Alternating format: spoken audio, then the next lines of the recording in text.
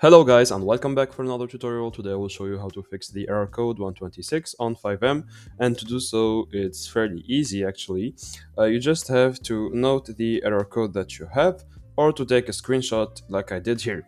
So as you can see, the error says could not lead component conhost push.dll, so you have to note that DLL file. Now what you want to do is to open the command prompt by going to the search bar and typing cmd. And here, I will zoom in a little bit so you can see better.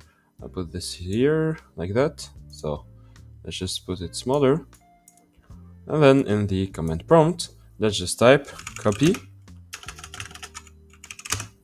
and the DLL that is mentioned here. So conhost push dot DLL and here space dot DLL. It's very important to do that. So I hit enter on your keyboard. I don't have the file on my computer, so it won't be found, but you will have a message that's saying the operation has been done successfully, and then here you just have to type exit and click on enter. Now, of course, here you have to write the file that is mentioned in your error code. If you have, for example, adhesive.dll, just put adhesive.dll. If you have another thing.dll, just put it in the command prompt.